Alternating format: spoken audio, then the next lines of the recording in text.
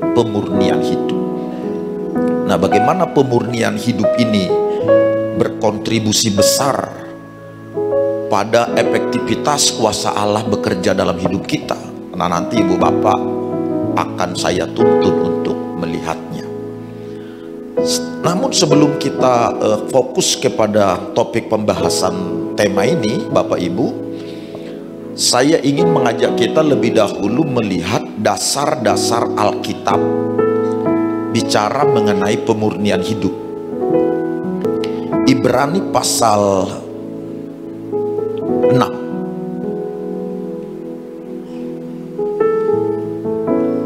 Kalau saudara sudah ketemu, kita baca bersama-sama ayat 1 sampai dengan ayatnya yang kedua.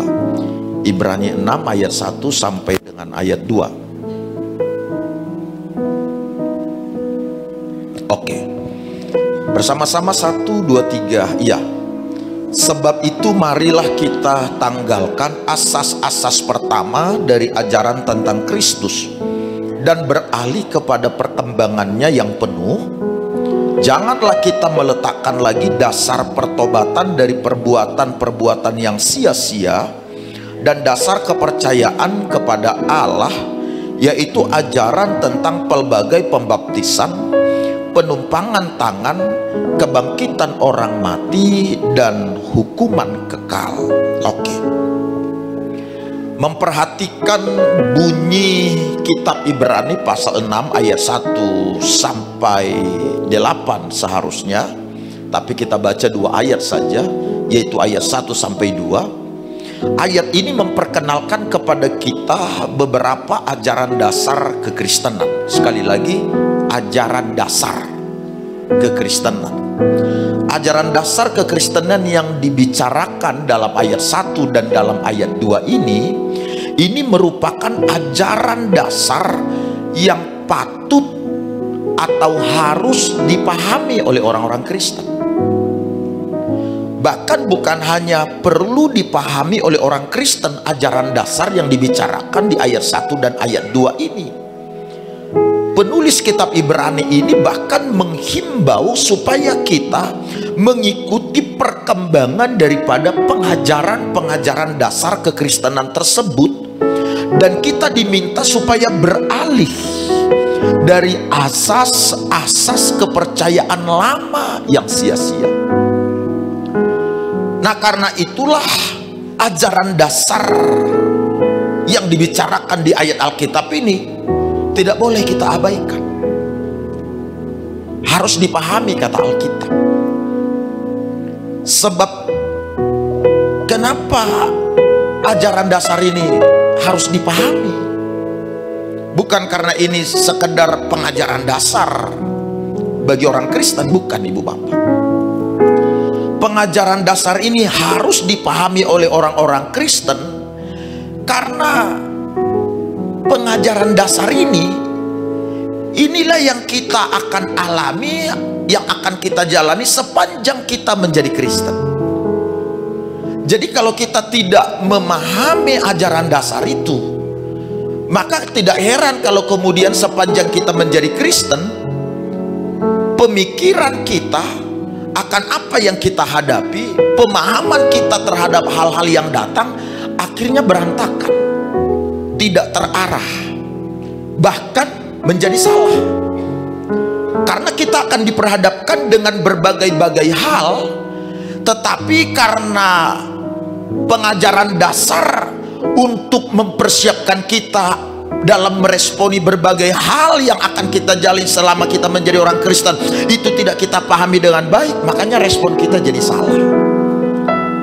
Perbuatan kita pun, tindakan kita pun menjadi salah. Nah, oleh sebab itu sebagai orang Kristen, begitu kita menjadi Kristen, seharusnya pengajaran dasar ini sudah harus kita pahami, harus kita pelajari. Di gereja kita pengajaran dasar ini, kalau ibu bapak yang pernah ikut pemuritan pasti tahu persis, karena saya mengajarkan ini untuk pengajaran awal sebelum kita menjadi masuk pada pokok-pokok pengajaran yang lebih dalam. Ini hal yang pondasi yang saya bangun, yang saya sampaikan. Nah, ini secara umum saya coba bagikan kepada kita sekilas pengajaran dasar yang dibicarakan dalam ayat Alkitab ini ada 4. Yang pertama adalah tentang pertobatan dari perbuatan yang sia-sia. Itu pengajaran dasar yang pertama, bagaimana kita bertobat dari perbuatan yang sia-sia. Lalu yang kedua, ajaran tentang kepercayaan kepada Allah. Karena dalam hal menjalani atau membangun kepercayaan pada Allah, masih banyak orang yang tidak terarah atau tidak segaris dengan kebenaran firman Tuhan, dengan Alkitab. Dia masih menerjemahkan, mempercayai Allah itu sesuai dengan apa yang dia rasa atau apa yang dia tahu, bukan sebagaimana semestinya. Lalu kemudian ajaran dasar yang ketiga ialah tentang penumpangan tangan. Dalam hal ini juga banyak orang yang masih keliru, seolah-olah kalau menumpangkan tangan pada orang sakit atau pelayanan penumpangan tangan itu sesuatu yang tidak penting, padahal itu bagian daripada pengajaran dasar. Jadi menumpangkan tangan, sekali lagi, itu adalah ajaran dasar kekristenan, ibu bapak. Lalu ajaran dasar yang berikut ialah ajaran tentang kebangkitan orang mati dan hukuman kekal. Di sini juga banyak kekacau balauan dan kekeliruan. Bahkan sesama Kristen masih memiliki paham yang berbeda. Seolah-olah kalau seseorang mati, kemudian orang tersebut akan dihakimi atau diadili dan lain sebagainya. Untuk apakah dia akan masuk neraka atau masuk surga. Nah, ini pemahaman-pemahaman yang membuat kita pun akhirnya menjadi confused atau bingung karena penjelasan-penjelasan yang berbeda itu. Padahal ini adalah hal yang paling dasar. Setelah seseorang mati, seperti apa dia? Lalu mengenai hukuman kekal, seperti apa mengenai hukuman kekal itu? Siapa yang akan menerima hukuman kekal dan seterusnya? Nah, ini hal-hal yang sangat mendasar. Nah, keempat hal inilah yang kita jalani, yang kita hidupi, yang kita alami sepanjang kita jadi Kristen. Keempat hal ini, nggak ada yang lain, ibu bapak. Makanya ini adalah pengajaran dasar yang didorong oleh kitab suci, harus dipahami oleh kita dan harus terus-menerus diikuti perkembangannya. Kata penulis kitab Ibrani ini, harus diikuti perkembangannya. Lalu ibu bapak, dari keempat ajaran dasar yang perlu kita pahami menurut keterangan Alkitab tadi dan yang harus terus-menerus kita ikuti perkembangannya, saya mengajak kita fokus kepada satu bagian daripada ajaran dasar yang keempat itu. Karena salah satu dari ajaran dasar yang perlu kita pahami dan harus kita ikuti perkembangannya menurut ketentuan Alkitab ini, salah satunya itu berhubungan erat dengan topik pembahasan kita sepanjang bulan ini, bicara mengenai pemurnian hidup. Inilah pentingnya membahas atau membicarakan mengenai pemurnian hidup, karena itu berkaitan dengan ajaran dasar kedua kekristenan yang harus dipahami dan harus diikuti perkembangannya, yakni ajaran mengenai baptisan. Dalam kitab Ibrani itu, ibu bapak, kita diberitahukan bahwa penulis kitab Ibrani menggunakan kata jamak untuk sebutan baptisan. Karena itu penggunaan kalimatnya berbunyi, perhatikan, saya baca sekali lagi ayat 2, yaitu ajaran tentang pelbagai pembaptisan. Kata pelbagai pembaptisan itu adalah kata jamak yang dipergunakan oleh si penulis untuk menuliskan atau membicarakan kata baptisan. Jadi ketika penggunaan kata jamak dalam penulisan kata baptisan itu, ibu bapak, maka itu sebenarnya tidak sekedar membicarakan tentang ajaran baptisan yang berbeda-beda, tetapi juga memberitahukan ada beberapa jenis baptisan. Makanya disebutkan ajaran tentang pelbagai pembaptisan. Jadi bukan hanya bicara mengenai ajarannya yang lebih dari satu, yang jamak, Tetapi jenis dari pembaptisan itu pun lebih dari satu jamak. Dan ketika saya memperhatikan kitab suci kita ibu bapak, dan sudah valid, karena saya perhatikan dan saya pergunakan berbagai referensi untuk memastikan berapa jumlah baptisan yang dicatat dalam Alkitab. Ada 4 ibu bapak, 4 jenis baptisan yang dikemukakan dalam Alkitab. Jenis baptisan yang pertama adalah baptisan Yohanes, dibicarakan dalam Markus 1 ayat 4 sampai 5. Dan Yesus Kristus pun dibaptis oleh baptisan Yohanes. Nah, baptisan ini sudah selesai bersamaan dengan selesainya era pelayanan Yohanes Pembaptis. Karena baptisan Yohanes itu hanya merupakan transisi untuk mempersiapkan kedatangan Kristus dan masuk kepada baptisan kekristenan.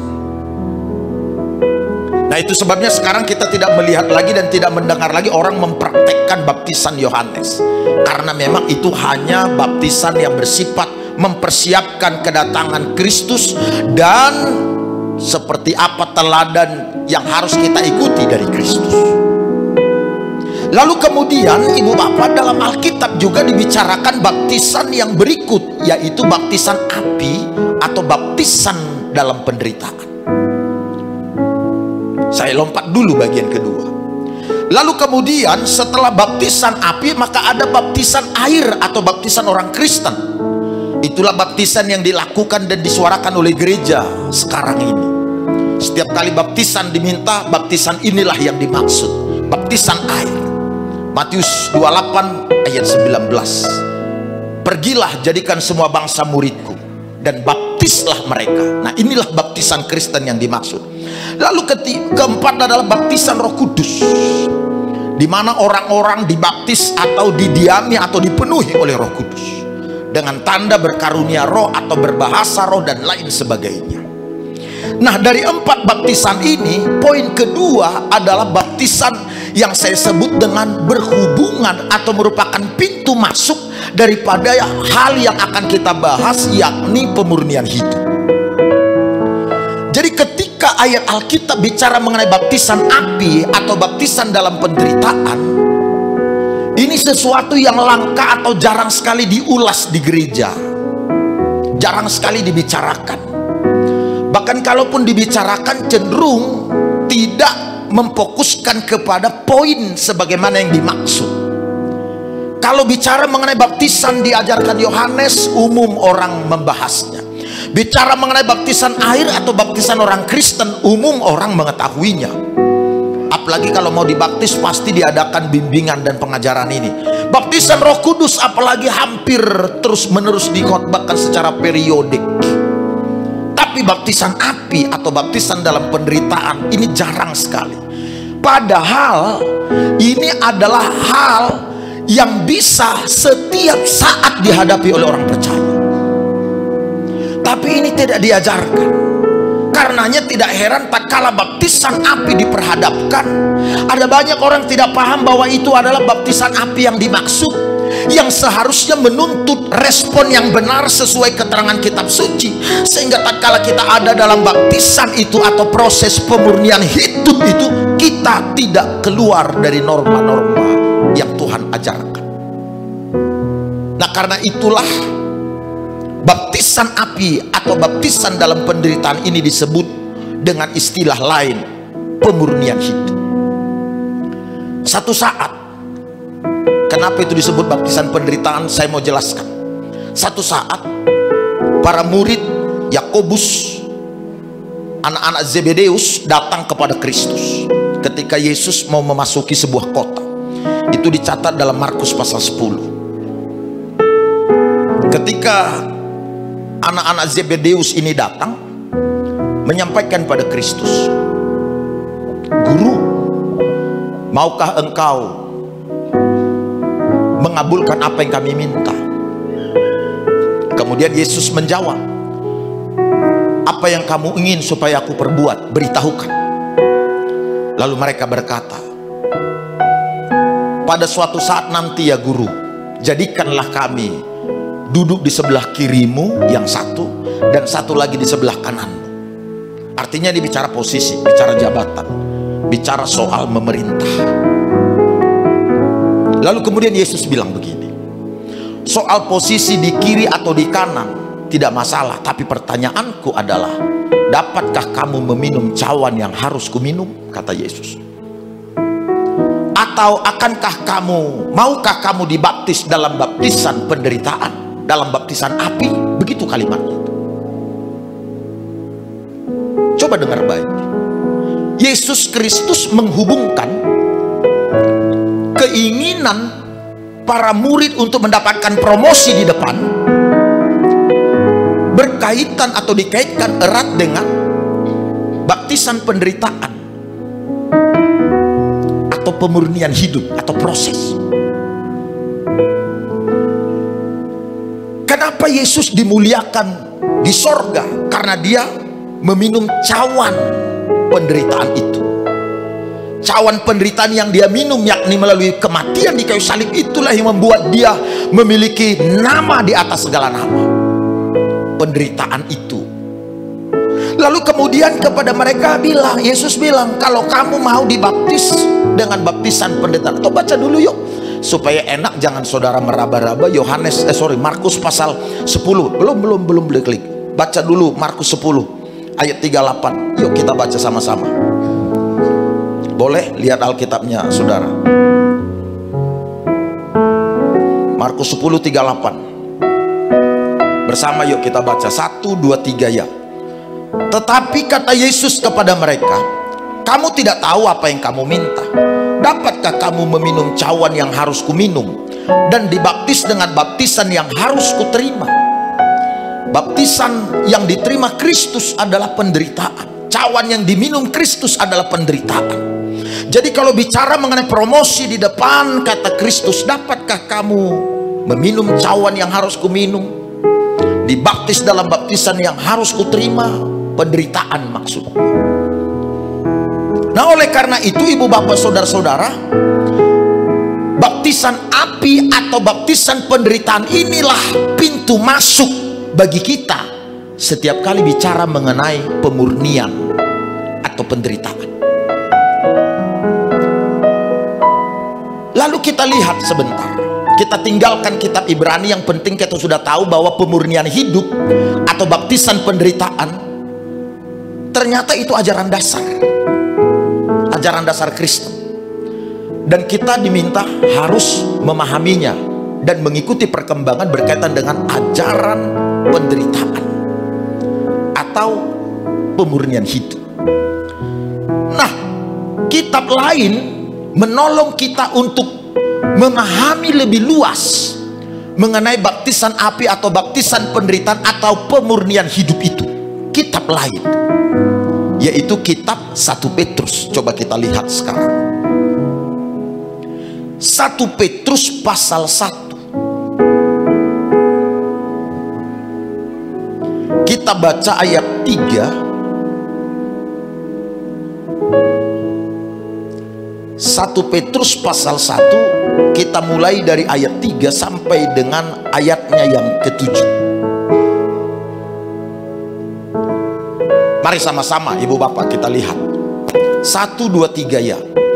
Terpujilah Allah dan Bapa Tuhan kita Yesus Kristus, yang karena rahmat-Nya yang besar telah melahirkan kita kembali oleh kebangkitan Yesus Kristus dari antara orang mati kepada suatu hidup yang penuh pengharapan. Terus, untuk menerima suatu bagian yang tidak dapat binasa, yang tidak dapat cemar, dan yang tidak dapat layu, yang tersimpan di sorga bagi kamu. Ayat 5. Yaitu kamu yang dipelihara dalam kekuatan Allah karena imanmu, sementara kamu menantikan keselamatan yang tersedia untuk dinyatakan pada akhir zaman. 6. Bergembiralah akan hal itu, sekalipun sekarang ini kamu seketika harus berduka cita oleh berbagai-bagai pencobaan. 7 terakhir, maksud semuanya itu ialah untuk membuktikan kemurnian imanmu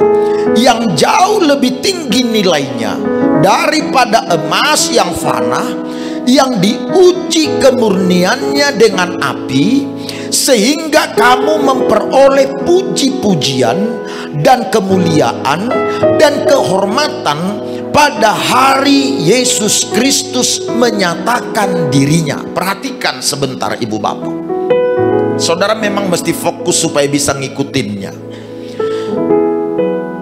Kepada orang-orang yang percaya yang tersebar di Galatia, terserak sampai ke Pontus, sampai ke Kapadokia, sampai pula kepada Asia Kecil dan Bitinia, Rasul Petrus menjelaskan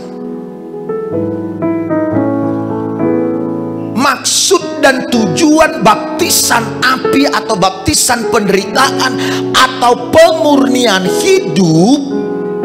Dijelaskan oleh Rasul Petrus kepada orang-orang percaya yang terserak itu dengan membandingkan emas yang keasliannya, kemurniannya harus diuji dengan api untuk mengetahui seperti apa kualitasnya, seperti apa kemurniannya, seperti apa kehebatan daripada emas tersebut.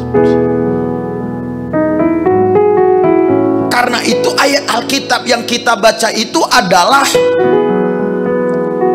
berisi penjelasan kepada orang-orang percaya yang terserak itu.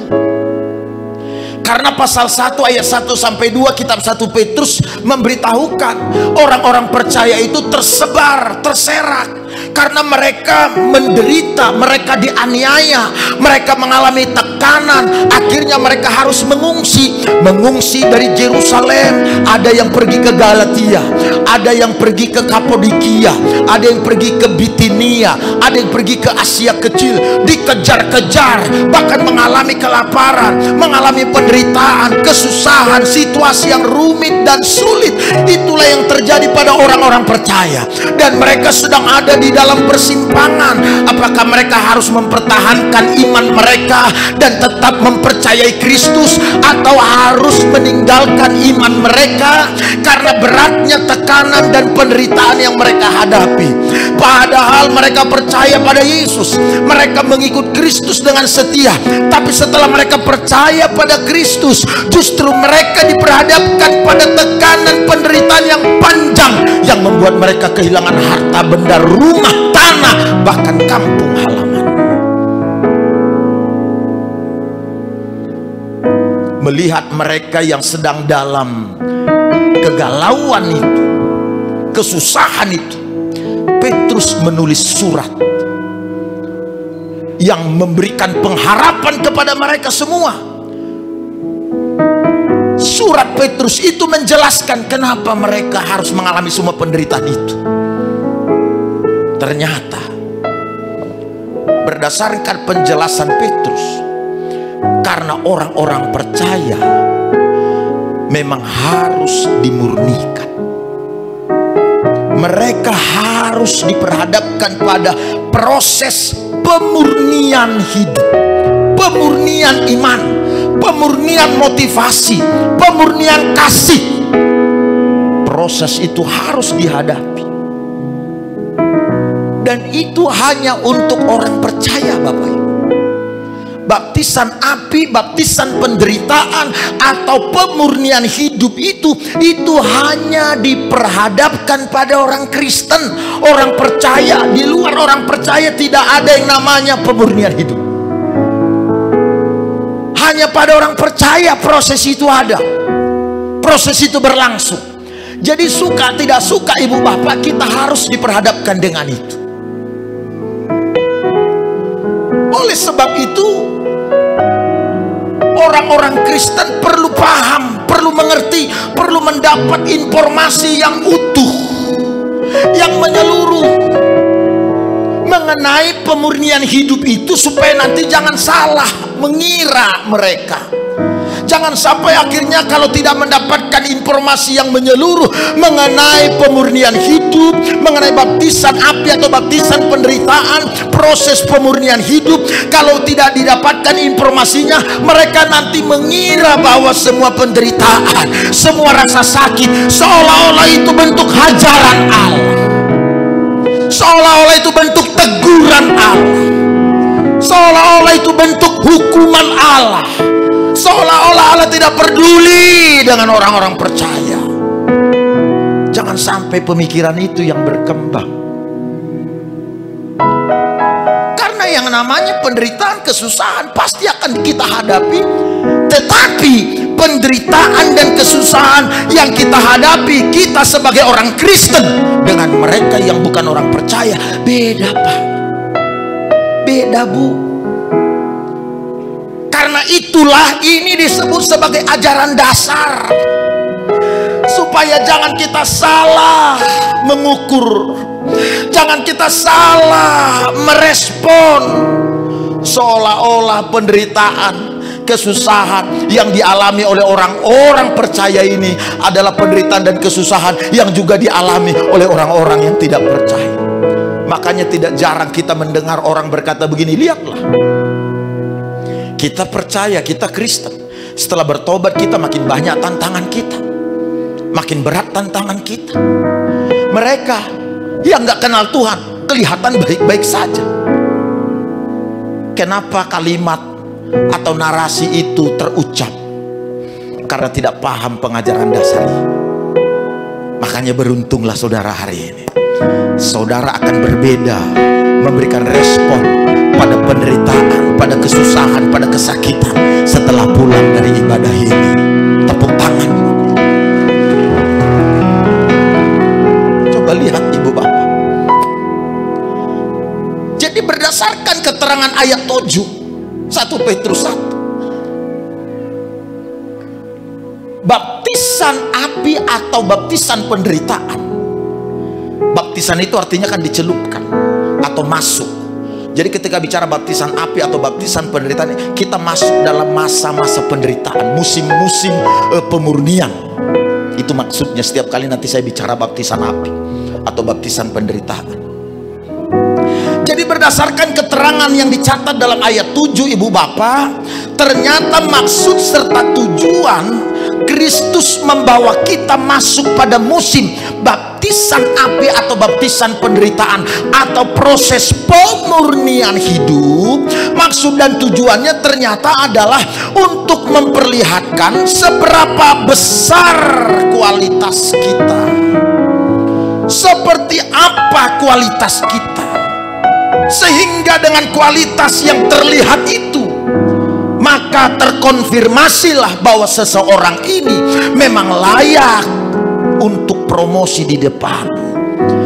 Setelah terlihat kualitas kemurnian hidupnya, kemurnian imannya, maka kita bisa tahu bahwa kita memang pantas memenuhi syarat untuk promosi yang ada di depan.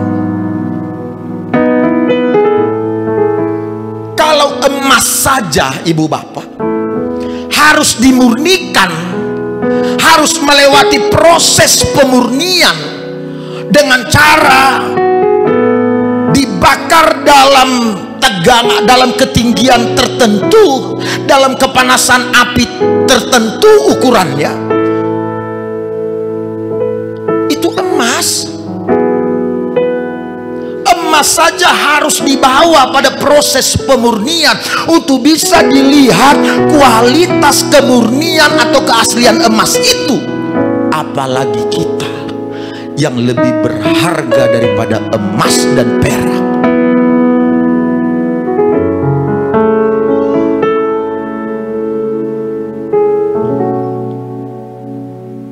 Jadi kalau pemikiran-pemikiran kita, pemurnian ini ternyata kalau boleh janganlah, tidak bisa.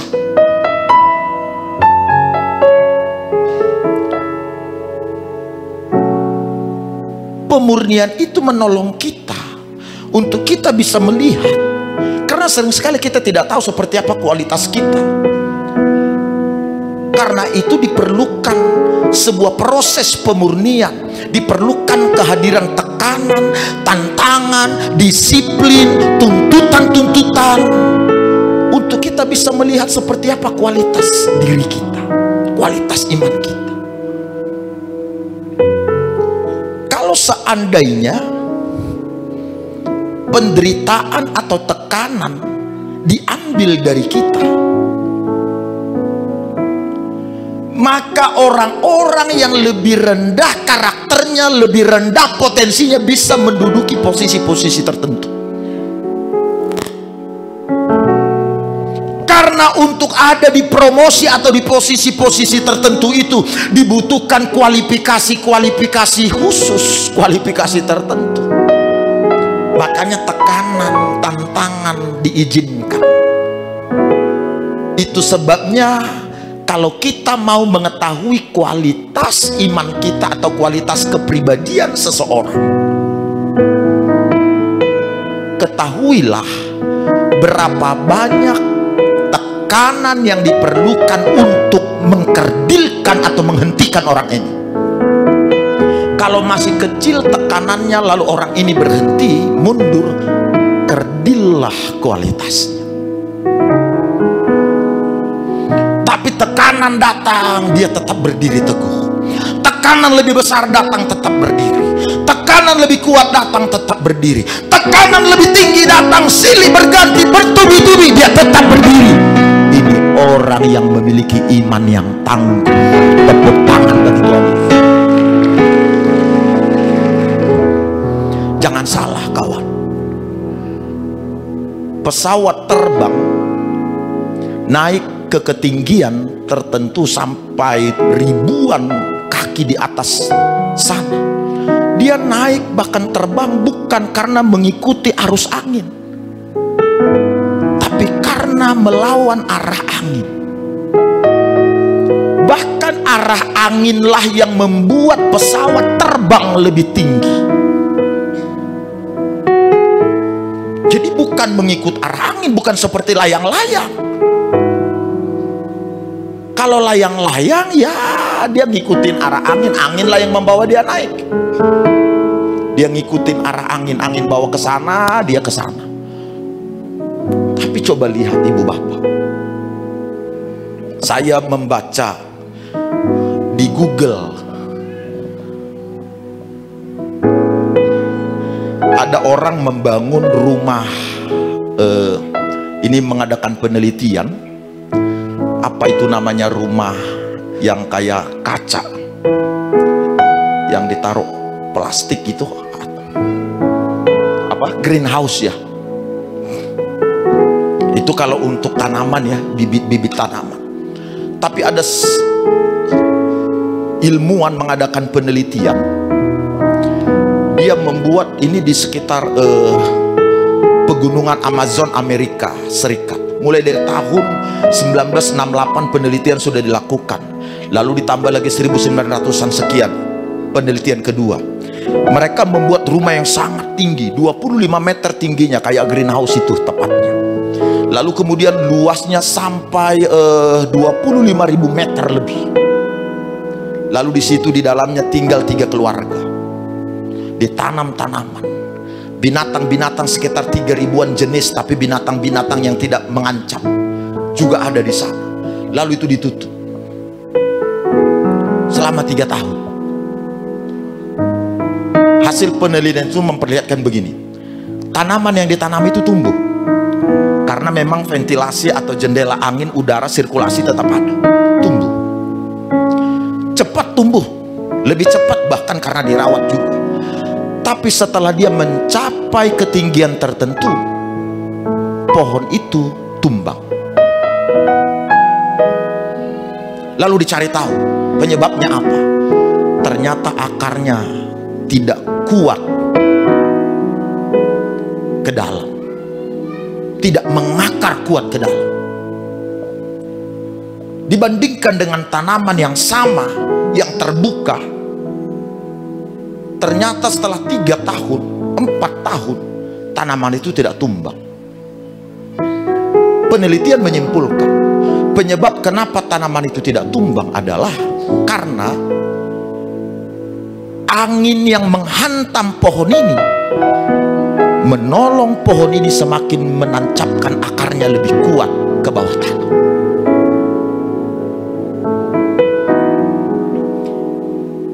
Sementara di dalam rumah kaca itu tidak ada angin yang membuat goncangan terjadi pada pohon. Udara ada, tapi tidak ada terpaan angin yang membuat pohon itu bisa mengakar lebih kuat ke bawah tanah.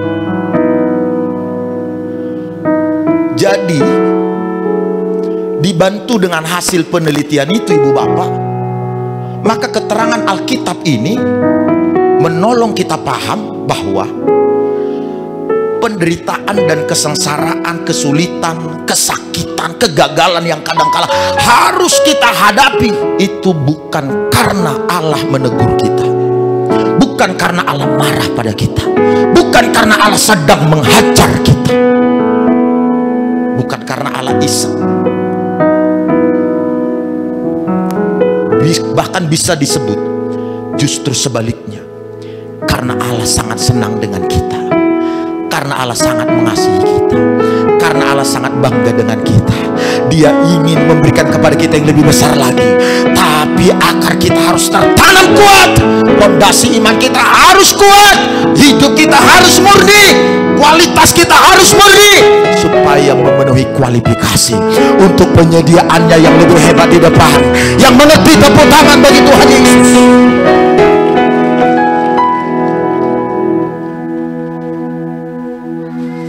Saya teringat Ayub. Apa kata Allah soal Ayub? Nih ibu bapak, Ayub itu mengalami penderitaan yang paling berat dari semua penderitaan yang pernah dialami manusia yang pernah hidup kecuali Kristus. Tidak ada penderitaan yang bisa menyamai penderitaan Ayub dalam konteks manusia normal. Nggak ada. Ayub itu manusia normal, tapi penderitaan yang dialaminya melampaui manusia normal manapun, sekali lagi kecuali Kristus. Coba lihat begini, saudara tahu seperti apa senangnya Allah sama Ayub, seperti apa bangganya Allah sama Ayub. Sifat Ayub yang bagus itu, ibadah Ayub yang bagus itu, korban persembahan Ayub yang bagus itu, iman Ayub yang bagus itu membuat Allah senang sama Ayub. Dan karena senangnya Allah dengan Ayub lah, sehingga Ayub dibawa masuk pada proses pemurnian hidup. Ayub semakin dimurnikan lagi. Jadi karena senangnya Allah sama Ayub, maka pemurnian hidup dibawa masuk pada hidup Ayub. Ayub dibaptis dalam baptisan penderitaan atau baptisan api. Ayub pasal 1, coba kita lihat ayat 8 yang mencatat tentang betapa bangganya Allah dengan Ayub.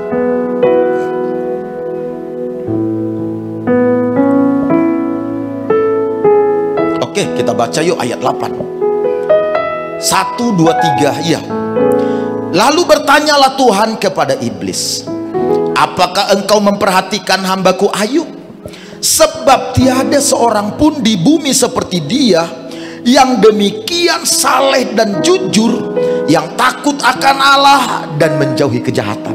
Perhatikan ibu bapak, Allah sangat senang sama Ayub, bangga sama Ayub. Senang dan bangganya Allah pada Ayub, dia ngomong, dia beritahukan pada iblis, tak seorang pun ada seperti Ayub di muka bumi, kata Allah sama iblis. Sangat saleh, sangat luar biasa sifatnya, tak seorang pun sama seperti dia. Mendengar Allah senang, bangga sama Ayub, iblis segera melancarkan tipu muslihat. Iblis bilang begini, ayat 9, 10, 11, 12. Iblis bilang begini, Tuhan, Ayub itu mau patuh kepadamu karena patuh padamu itu mendatangkan keuntungan. Itu makanya dia patuh itu, kata iblis. Maupun Ayub itu beribadah, saleh pun dia Tuhan, berkorban dia Tuhan, itu karena pengorbanannya mendatangkan keuntungan. Coba jangan lagi ada keuntungan-keuntungan, pasti ditinggalkan, pasti dia hujat, kata iblis sama Ayub. Menarik, Allah bilang begini, supaya kamu bisa melihat yang aku omong ini benar, kata Allah, silahkan lakukan apa yang kamu mau, jangan sentuh nyawanya. Jadi gini Bu Bapak, proses pemurnian itu tujuannya adalah supaya kita bisa melihat seperti apa kualitas iman kita, kualitas kemurnian hidup kita, motivasi kita. Bukan hanya kita, iblis juga perlu tahu seperti apa kualitas iman dan kehidupan kita. Kalau Allah sudah tahu. Allah tahu kualitas kita, Allah paham, Allah mengerti. Tapi iblis tidak tahu. Makanya sering sekali ada orang mengira bahwa ikut Tuhan itu karena akan dapat berkat. Itu permainan iblis. Kita ikut Tuhan supaya kita diberkati. Nah, itu permainan iblis. Jangan khawatir ibu bapak soal berkat. Urusan berkat udah selesai. Bahkan sebelum kita lahir, Tuhan sudah selesai dengan urusan-urusan itu dengan kita, untuk kita, untuk masa depan kita. Makanya dia selalu ngomong, jangan khawatir tentang apapun, urusan itu semua sudah selesai, gak perlu khawatir. Burung aja yang tidak menabur, tidak menanam, dipelihara, apalagi kamu, kata Kristus. Jadi jangan khawatirkan soal itu. Jadi ibu bapak, kalau ada orang datang ke gereja, anak saudara ke gereja, atau saudara beribadah, saudara melayani, suami atau istri, jangan ngomong komentarin istri, bilang, kok rajin sekali sih ke gereja, ngapain sih, dapat apa sih dari gereja, emang gereja yang kamu kasih, yang kasih kamu makan. Jangan ngomong, itu kalimat iblis itu. Serius, itu kalimat-kalimat yang diwariskan oleh bapak segala pendusta, yang menjelaskan bahwa kita ini datang kepada Tuhan kalau ada keuntungan, kalau ada upah, ada berkat. Jangan, itu permainannya setan, lagu lama itu. Urusan berkat udah selesai, jangan khawatir lah. Kok nggak ada yang ngomong amin? Jangan khawatir. Urusan semua yang saudara perlu sampai kita menghembuskan napas udah beres. Mazmur 139 kan ngomong, dia sudah tahu hari-hari yang akan kita lalui. Dia sudah atur dalam kitab kehidupan seperti apa yang akan kita jalani, apa keperluan kita, semua yang kita butuhkan untuk menghadapi tantangan kah, kesulitan kah, semua itu sudah dia taruh jauh sebelum kita terlahir. Jadi dalam hal-hal yang itu tuh kita udah harus selesai. Makanya Pak, Bu, jangan lagi ada alasan baiknya kita nggak ibadah, kita nggak melayani Tuhan, kita nggak mengasihi Tuhan karena finansial lah, karena uang nggak ada lah, karena susah lah, karena sulit lah, karena masalah lah. Itu namanya kita mengkhawatirkan apa yang dicari oleh bangsa yang tidak mengenal Allah. Orang yang sudah mengenal Allah, tidur sajalah, percaya, kerjakan yang baik, taruh iman pada Tuhan, yakinlah dia tidak pernah salah dalam menolong langkah-langkah kita. Dia akan tuntun langkah keluar masuk kita. Mungkin hari ini mentok, jangan salah, jangan-jangan saudara sedang diperhadapkan pada pemurnian hidup. Kita mengalami kegagalan, jangan-jangan ini pemurnian hidup. Kita tidak melihat hasil, jangan-jangan ini pemurnian hidup. Ayub menang. Ayub itu tahu. Coba lihat, kenapa Ayub ini yang pasti. Kenapa Ayub bisa bertahan menghadapi penderitaan yang sangat berat itu? Dia memahami ajaran dasar kekristenan. Dia memahami ajaran dasar iman orang percaya. Ajaran dasarnya salah satunya adalah pemurnian hidup atau baptisan penderitaan. Coba lihat yuk, Ayub pasal 7. Kita lihat sebentar.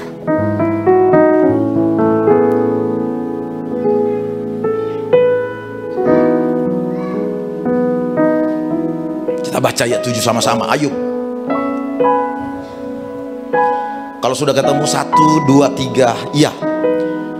Oh sorry, Ayub pasal 7 ayat 17. Ayub 7 ayat 17, yuk. 3, iya. Apakah gerangan manusia sehingga dia kau anggap agung dan kau perhatikan? Sebentar, manusia dianggap agung dan diperhatikan. Bagaimana cara Allah memperhatikan manusia? 18, 2, 3, ya. Dan kau datangi setiap pagi dan kau, coba agak kencang, dan kau datangi setiap pagi dan, bagaimana cara Allah memperhatikan Ayub?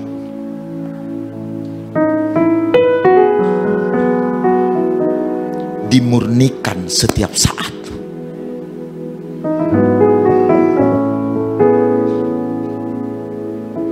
Bagaimana Allah mendatangi Ayub? Dimurnikan setiap saat. Jadi gini, kalau ada rasa sakit terjadi, gagal, ada masalah, ada persoalan, saudara menghadapi jalan buntu, dengar. Itu namanya Allah sedang perhatian. Allah sedang memperhatikan. Aminnya masih 10 orang. Allah sedang memperhatikan kita. Senggol sebelahnya yuk, Allah sedang memperhatikan. Serius itu. Jadi Ayub tahu, ibu bapak, bahwa setelah dia menjadi orang beriman, maka orang beriman itu setiap saat dimurnikan. Setiap saat. Ayub tahu itu. Makanya ketika ujian diperhadapkan pada Ayub, perhatikan itu nanti apa yang dicatat dalam pasal 1. Bagaimana anak-anak Ayub semuanya meninggal, lalu usahanya, bisnisnya semuanya habis lenyap disambar petir. Dalam satu hari Ayub yang paling terkaya kini paling termiskin. Satu hari saja. Tapi pasal 1 ayat 20, 18 sampai 20, Ayub bilang begini, dalam semua itu, dalam semua penderitaan itu, Ayub tidak berbuat dosa. Perbedaan kita dengan Ayub apa? Kita mengalami perhatian dari Allah, kita mengalami proses pemurnian, tapi kita tidak jaga mulut supaya kita tidak berdosa. Kita tidak jaga hati supaya kita tidak berdosa.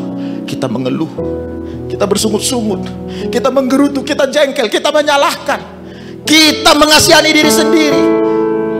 Penderitaan, rasa sakit, semua sulit-sulit itu kita anggap seolah-olah ini tanda bahwa Allah tidak berpihak pada kita.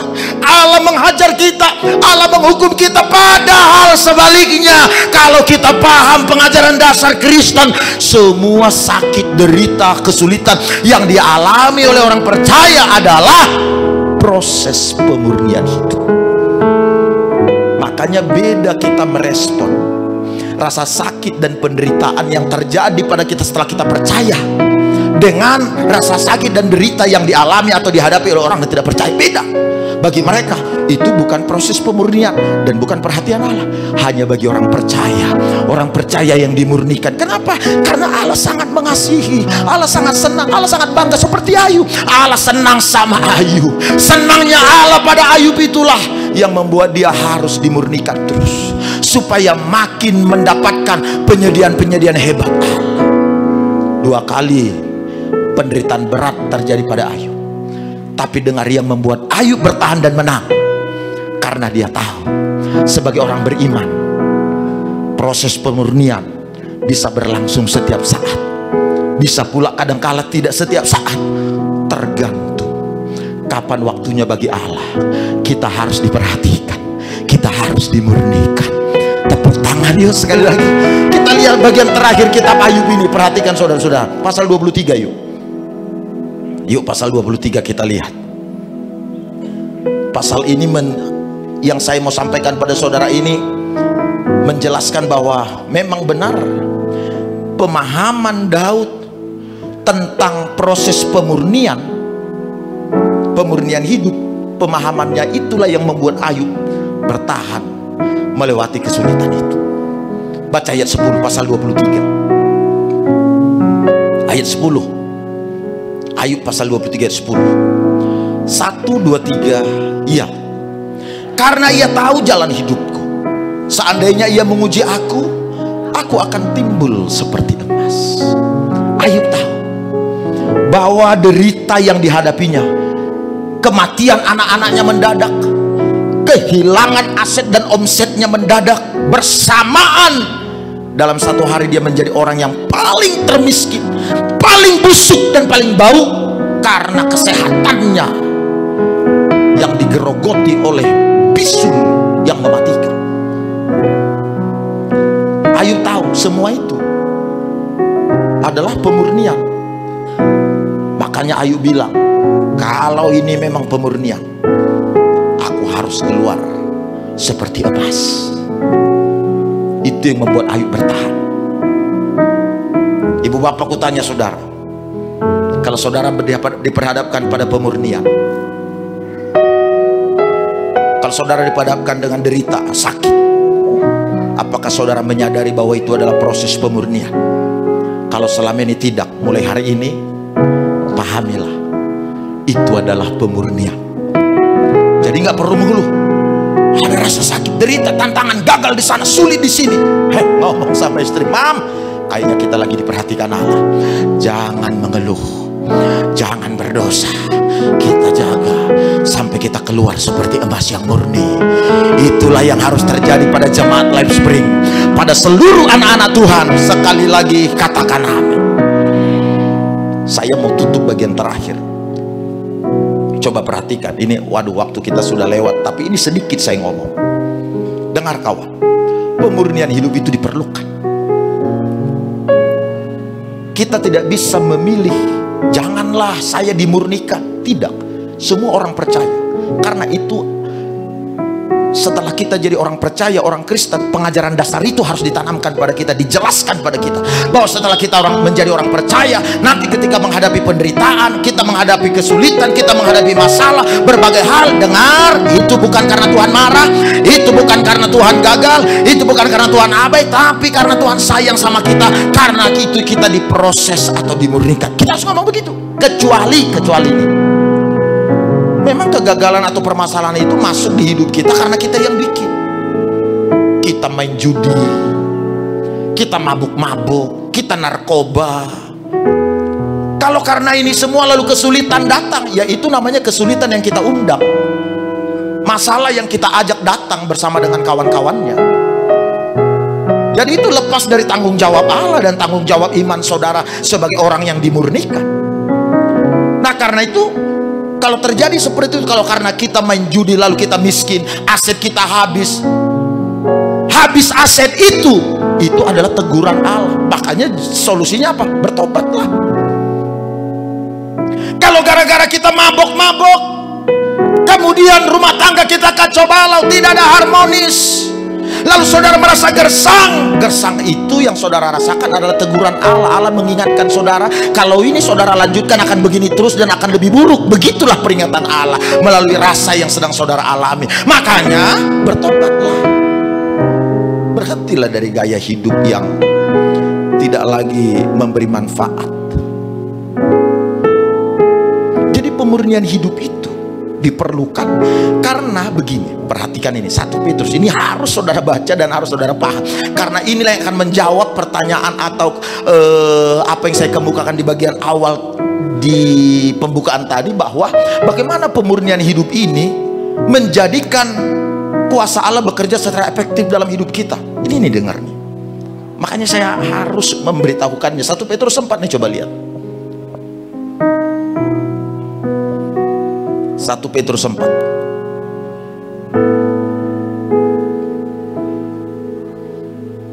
pasal 4 ayat 13.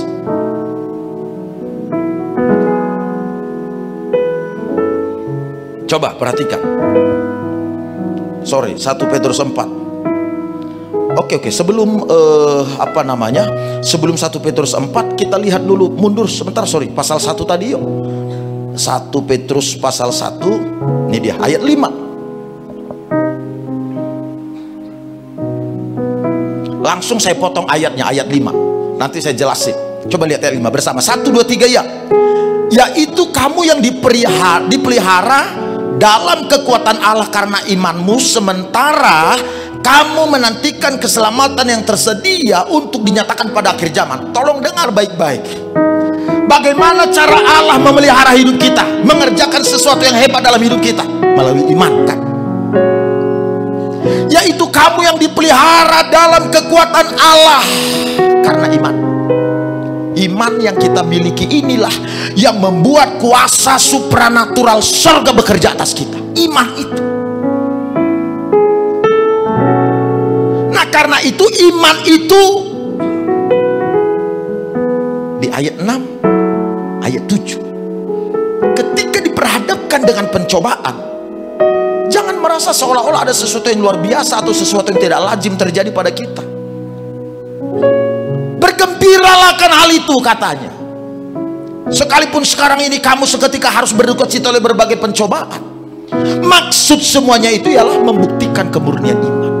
Karena iman kita itu lebih mahal daripada emas dan permata. Emas yang tidak berharga saja dibanding iman harus diproses, dimurnikan. Apalagi iman kita, apalagi hidup kita. Jadi Pak, Bu, ayo kita sekarang memfokuskan iman kita, perhatian kita. Kalau berhadapan dengan pemurnian, rasa sakit, gagal setelah saudara percaya, itu bukan hajaran, bukan teguran. Jangan mundur, jangan salah merespon. Sebaliknya, jaga. Bertekad saudara keluar seperti emas, semakin murni, lulus, semakin berkualitas. Itu yang akan membuat saudara melihat kuasa penyertaan Allah dinyatakan. Kita nyanyi sama-sama.